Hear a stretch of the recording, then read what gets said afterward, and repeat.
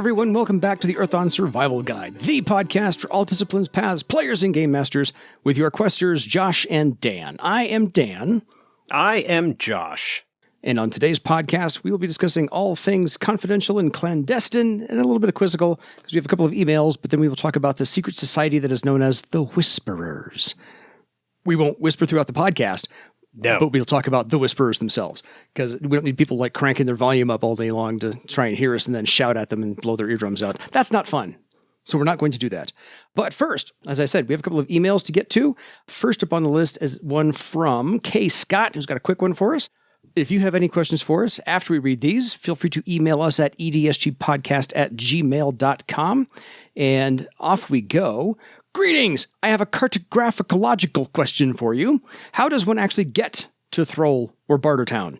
There isn't a river above ground, nor a road on any map that leads there. Assuming folks aren't flying, what path do they take? Do they go over the Thrall Mountains? Do they follow the old Theron Road up to the Sirtis and west onto the Aladare River? Do they follow the Coil River north from Lake Ban? None of these actually make it to Thrall or Bartertown according to any of the maps I have. How can the kingdom be such a powerhouse in Barsave if there isn't a way to get to it? This has bothered me for years. Thanks. In confusion, K. Scott. Josh? Yeah, this is actually addressed pretty clearly in the first edition Thrall sourcebook. The most common route is, at least river-wise, is sailing up the Coil River. There is a port called Duranis that is located on the Coil River. It is sort of the closest port location to Thrall, and there is actually a road/trail that leads from there to the kingdom. While it doesn't necessarily appear on any maps per se, there is a pretty notable road that goes out from the gates of Thrall right through the middle of Bartertown, and then kind of branches out from there to the various caravan routes and trails that have been established by the various merchant houses and His Majesty's Exploratory Force, which are the Royal Thrallic troops that go out and blaze trails and whatnot. Yeah, that's the So Royal while Road, it doesn't actually appear on a map, there is a fairly significant road that is the result of several trails kind of joining together in the plains southwest of the mountains that lead to a broad, well-traveled road that leads right up to the gates. Cool. Yeah, I think the Royal Road is when it comes out from Thrall through Bartertown, correct? Am I? Yeah, I think it's called the Royal Road, and okay. The book I think goes into a little bit more detail about what exactly it. Remember, the Nations of Barsave Volume 1 for the Red Brick Edition and the Thrall Sourcebook First Edition both have really good maps. Yes, Bartertown and the Grand Bazaar and Thrall itself. So I'm looking at the first edition book. And hey, if we're selling K. Scott on buying a book, all the better for us. Kind of late in the first edition book, it's in the Tour of the Kingdom.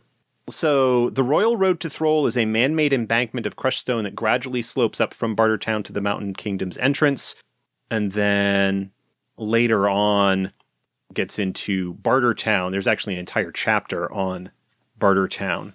That's basically the deal. Fair enough. There is a road. It's just not something that's actually shown up on any maps. Yeah. Because roads and such, the way that we kind of conceive of them today is a little bit unusual. The old Theron Road that's there that is marked on some early maps is the one that's sort of connected to the pilgrimage route and kind of shows up there as a result of that. But there are trails and caravan routes and so forth that are reasonably well traveled and all sort of converge in the plains southwest of the Thrall Mountains to lead through Bartertown and to Thrall itself. And I also remember way back when that there's also a series of markers, triangular, like obelisk shaped markers in about Thrall, as the whole province of Barsave, kind of directing you toward, like old-fashioned railroad signs, this many miles this direction for this city, this many miles this direction for this city, pointing off in different directions and such. So I remember these triangular-shaped stones in and about the entire province directing you to certain places. So Yeah, that first gets mentioned in the Barsave boxed set. That's where I knew it from. Thank you. Yeah, it does get mentioned brain. very briefly. Yeah, it does get mentioned very briefly in the Thrall sourcebook. Yay for searchable PDFs. Woohoo! The exploratory force maintains the distance markers located all across Barsave, and then it references the Explorer's Guide to Barsave, which is sort of the fiction book that's part of the Barsave box set. I knew I had one. That's a deep pull for me. I knew I had one somewhere on that one.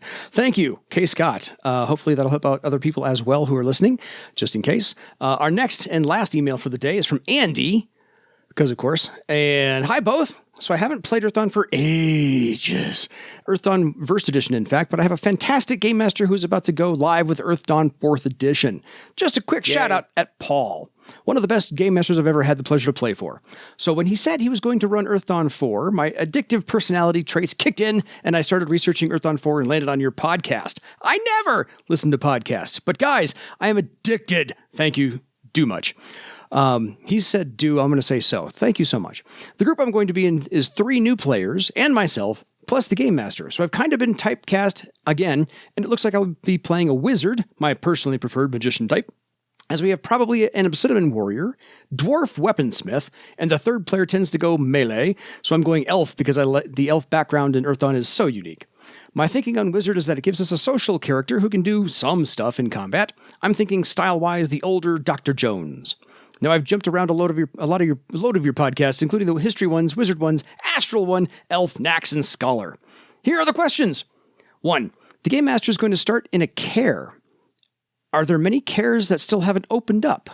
There are as many as the individual GM wants to provide. Many of them have been opened up, but given the self-sufficient nature of care design, and the fact that the indicator that it would be safe to emerge from the care, the elemental clock that was common in many cares, though not necessarily all, stopped at some point, it is certainly possible that there are cares here now, even 100 years after the quote-unquote end of the Scourge, that might still be sealed up for whatever reason.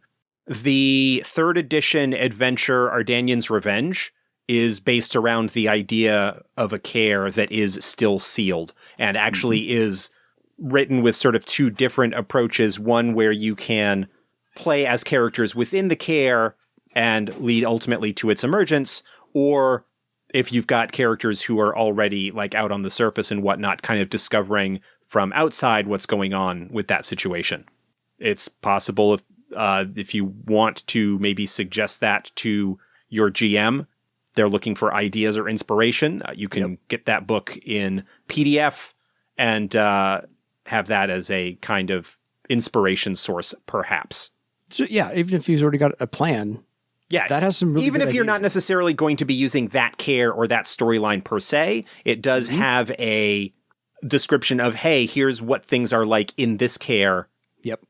And I've run that one. I've run Ardanyan's Revenge. It's actually a really good adventure, and it's got some beautiful ideas, some good social constructs to go with, and some good magic items in there as well. So even if he just pilfers the best stuff, add on, tech it, go for it. It is a pretty solid introductory adventure. Obviously, as it was written for 3rd edition, there would need to be some, if you were going to use it, this is to anybody that's out there, you would need to do a little bit of mechanical updating and whatnot to bring it up to 4th edition. But it's still a solid introductory adventure, especially if you're going to be starting it in the care. Agreed. Question number 2. Is there anything I really should or should not focus on, as I really want the other players to get the limelight? Is there anything wizards overlap with into other disciplines? Mainly around the dwarven weaponsmith, he doesn't want to overlap. Yeah. From the character list that he provided, Obsidian Warrior Wizard is not going to overlap with that a lot. And if the 3rd player typically does melee type stuff, you're probably not going to run into too many issues there, depending on what they take. You know, whether if they go, Sky Raider, Air Sailor, Beastmaster. Yeah. Like those 2 definitely don't have a lot of overlap.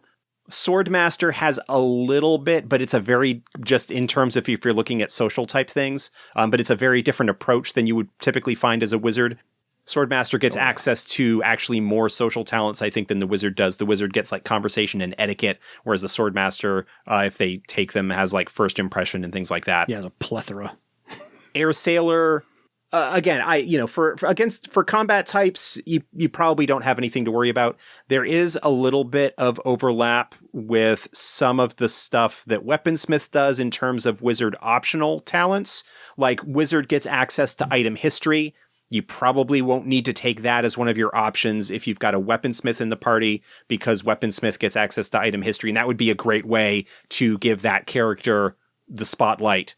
But yeah, what you could probably do is, if you've got the books, compare the wizard talent list, both their discipline talents, but especially their talent options, to the discipline talents and talent options available to the Weaponsmith, and see what they have in common, like what appears on both lists, and just keep that in mind as, okay, maybe I'll go a different route to avoid treading on the toes of what they might be doing, especially if there are optional talents in the wizard list that are discipline talents for the Weaponsmith. Yeah. That's probably the ones that you really want to avoid. Even if you're sort of coming back to Earthdawn after a long time and you've got players that are brand new to it, playing like a more aged character, even if you're not necessarily more experienced advancement-wise, but being able to, maybe what you would want to do with that is leverage those free skill points that you get at character creation into like more knowledge skills, so that you could use that as a justification for how you might know things about the setting, so that you could sort of present those in character where the other characters might not. Of course, if you're starting in a care, then that might, like, the knowledge and information that they would have access to about the outside world would be woefully out of date. And so maybe looking at history and legends and stuff like that as the kind of skills where you could maybe get some info there, but that's completely up to you.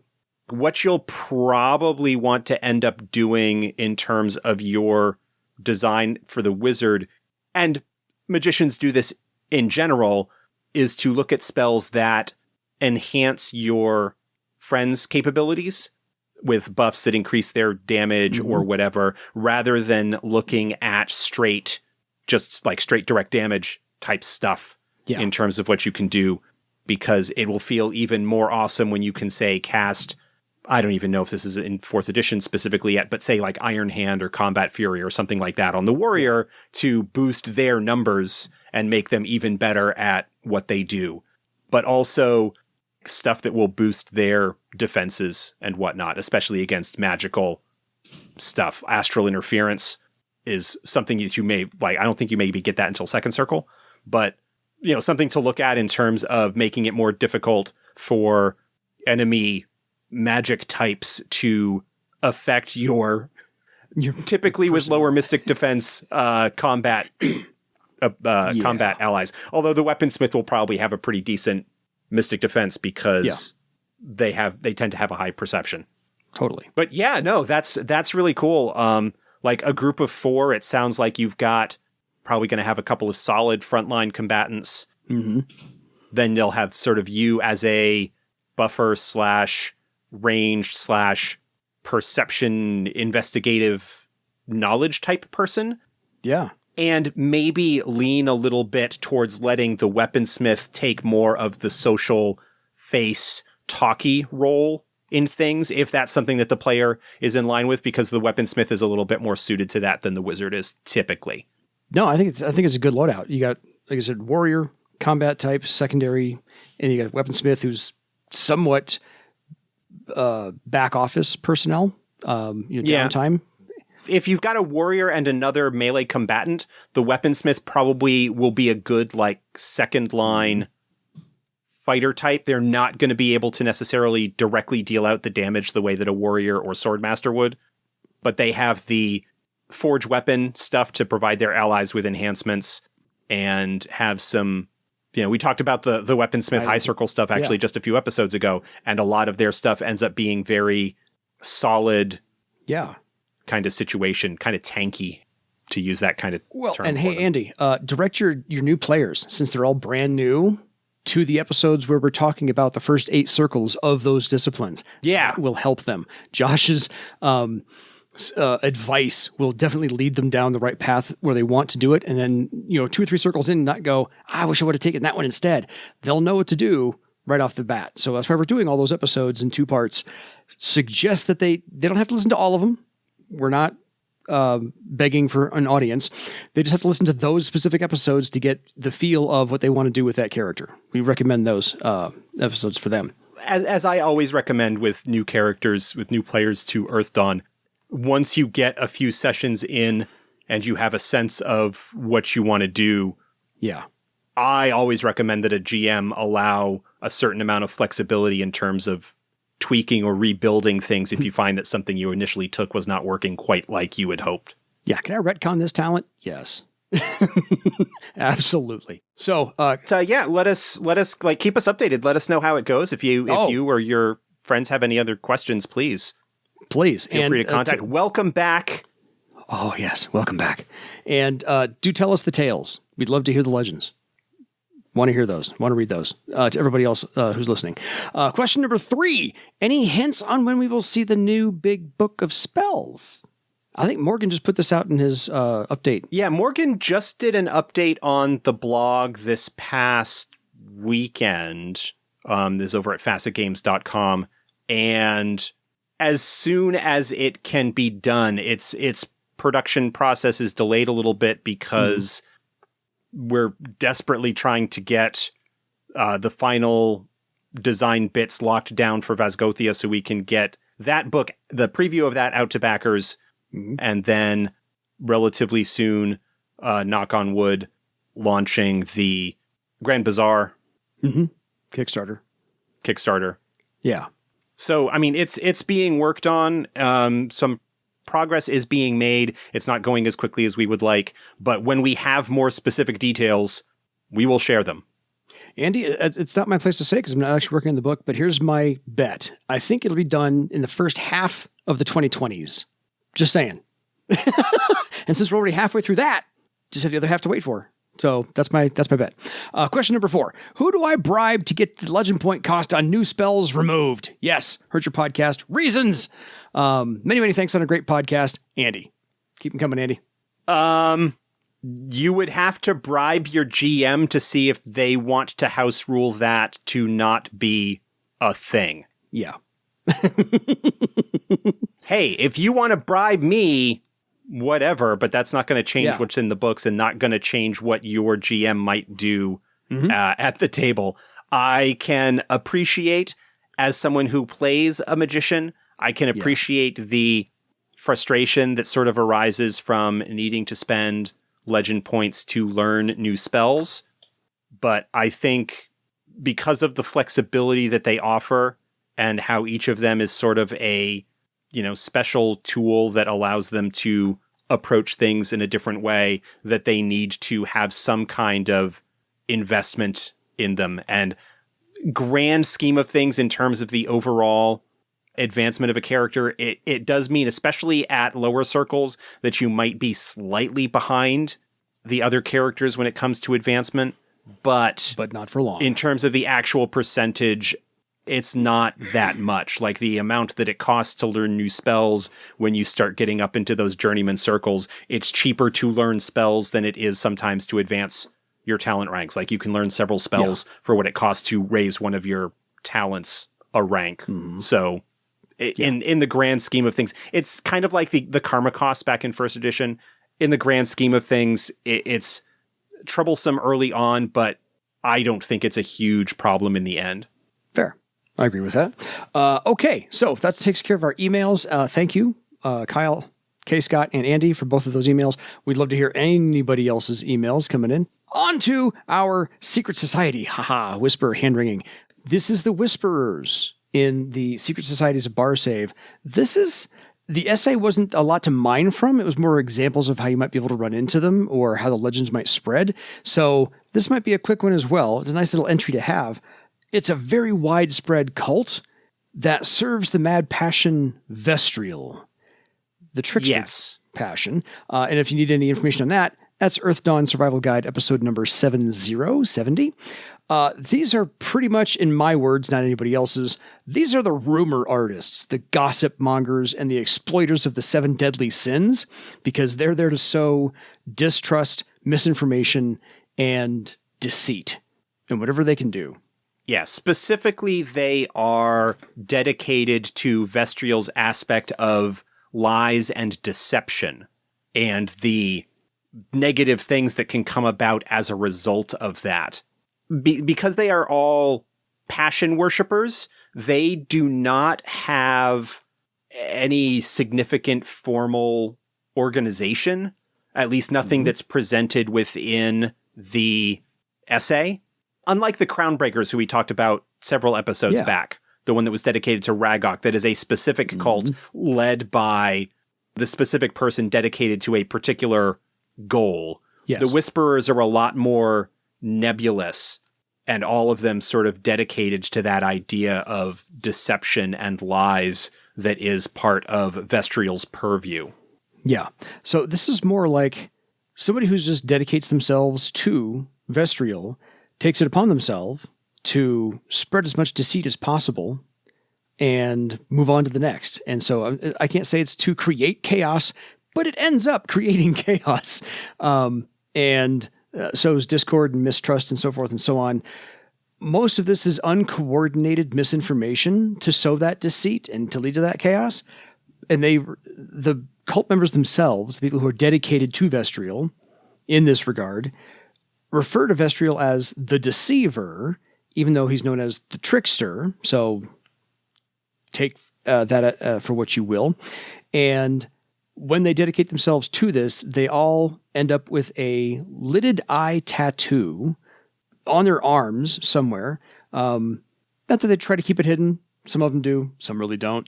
But to Josh's point, the greatest strength of their entire loose-knit organization is their anonymity and their decentralized structure. They don't have, like Josh said, there's not one person calling all the shots and organizing all this. It's just little bands here and there. Maybe there's somebody in charge, but they're so good at keeping that secret, we don't know. Well, I would say that the most likely answer is that the passion themselves is the one that's ultimately calling the shots and directing the activity of the Whisperers. Not necessarily on a day-to-day, you are going to go and tell this lie sort of situation, but in the sense that occasionally groups of Whisperers will form to pull off a larger deception or plot, and those are probably on some level directed by their patron.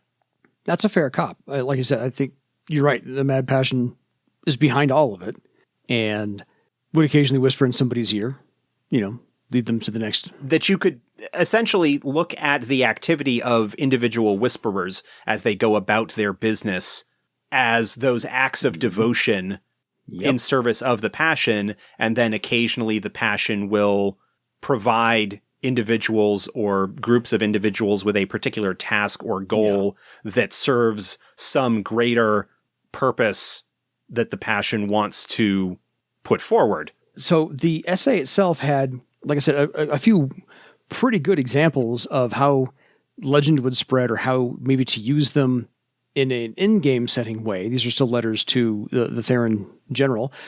There's 3 examples on how to use them, how to introduce the players to them. And then there's the Questor powers that they put in the game as well, which you can probably ignore if you have the Secret Society's Bar Save book, because all the Questor powers were upgraded or updated in the Questor's book in 4th edition. So that's a whole different podcast. We covered both of those. We covered Vestrial and the Questors. Done. So here's my question for Josh. Since like I said, this essay didn't have a whole lot to mine from. It's a pretty straightforward cult and secret society. How would you personally use the Whisperers? I can't say on an ongoing basis, but how would you introduce them and for what purpose? How's that? Well, I think if you want to introduce the Whisperers to your game, if you want to use the Whisperers, even if they're not necessarily as a major focus, you can use the examples from secret societies as ways that you could have a questor of Vestrial sowing discord or trouble or whatever. Yeah. You could either have the group kind of come upon the aftermath of a situation where the Whispers have caused problems in a location. Mm-hmm. So that's one possibility. Another possibility is to have the characters in the course of researching something or looking into something, some kind of investigative situation here, be misinformed intentionally by the Whispers. Whether that is something that you decide to make a long-term rival or NPC enemy or antagonist that's going to be featured. And I would imagine that if that's something that you do for most player groups, if they are deceived or led astray by an NPC, they tend to get kind of cranky about such things. And even if you don't intend them to necessarily be a long-term enemy, the group will likely swear some kind of vengeance oath and try to track them down and get back at them for it. Absolutely.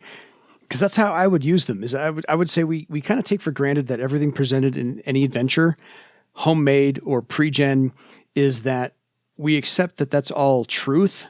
We accept that that's all fact. And as players, we kind of get lulled into, well, they told us this, it's got to be the thing.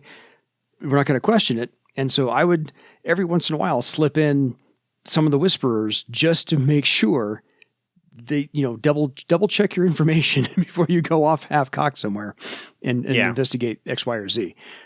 So I'd use them as a truth MacGuffin.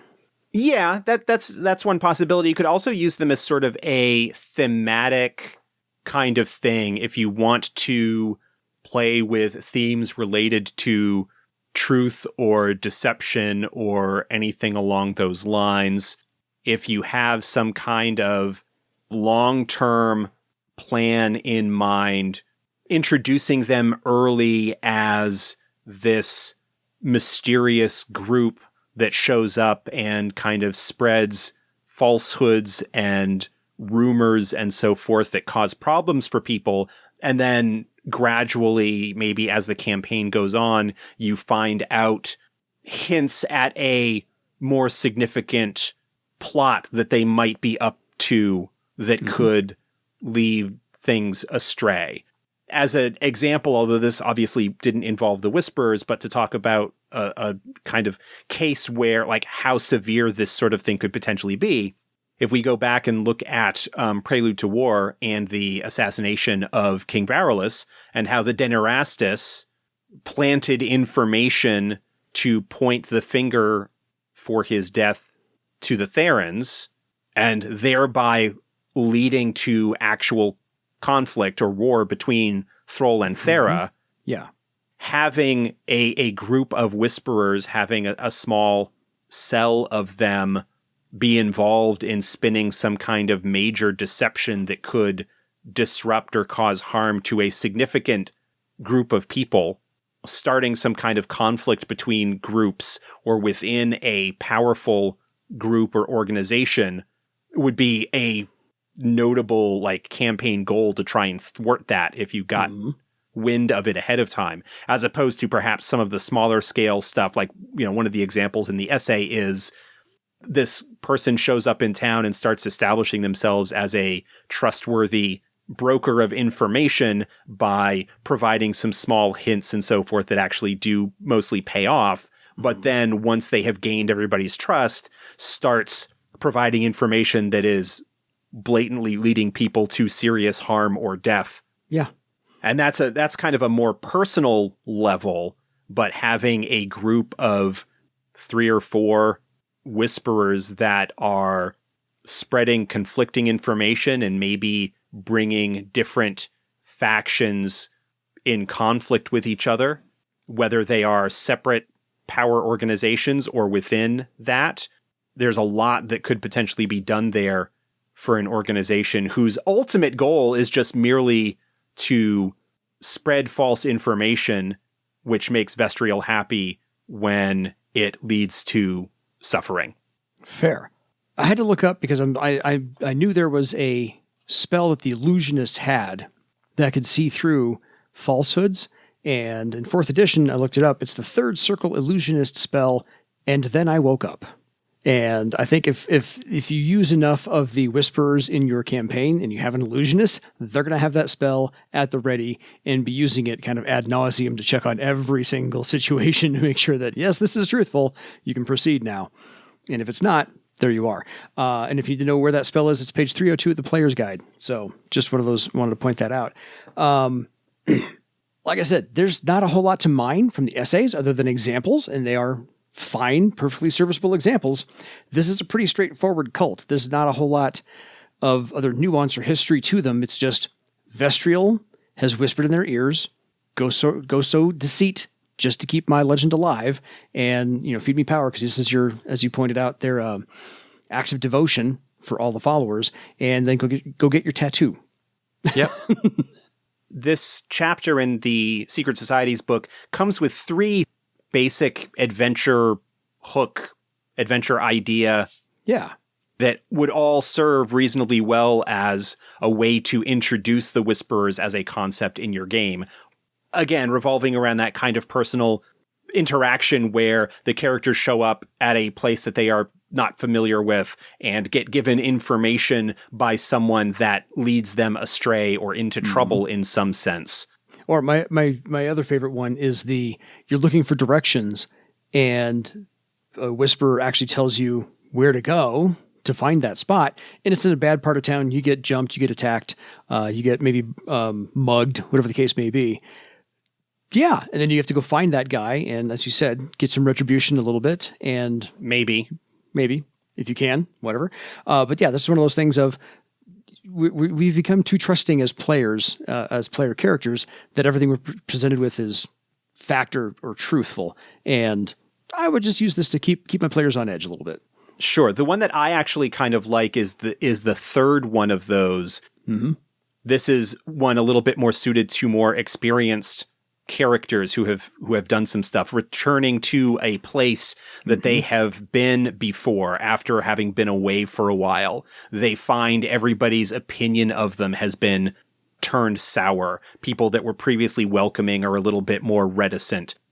Inns that were happy to have them are a little bit more reserved or even closing their doors to them. And they find out that the reason that this is the case is that these stories of what they have been doing while they have been away have been circulating with proof, but nobody really remembers exactly how they began or what the proof was, but everybody believes them. And it's the work of a whisperer that has been spreading falsehoods about the group back in an area that they are otherwise familiar with, and can do quite a bit to sow a little bit of paranoia or uncertainty. If you are going with sort of a darker game, like what's going on here, what's the situation in a game that is on some level thematically about your legend and the stories of your deeds serving as inspiration for others to follow or to provide a kind of light in the darkness. Yeah. Having an organization whose very existence in some level is predicated on the idea of undercutting that can be a very strong thematic foil. Well, yeah, because now you have to go take care of your public image before all these legends get written down about you that you don't want out there. So you need to go do some damage control, figure this out, and set your legends straight for posterity, because after you go, these still might be told. And it's not only the notion of, okay, we need to go find out what's going on and track this person or these individuals down in order to restore our reputations. That could lead you to the discovery of the cult and perhaps some kind of broader thing that they are involved with. Yeah, because you're perhaps that if there's some kind of larger campaign arc that they are being involved with, that the Whisperers are behind in some sense, that they are continuing to do what they do, but specifically targeting the player characters in order to undermine their reputations, so that when they get involved more directly, perhaps with what's going on, people don't believe them.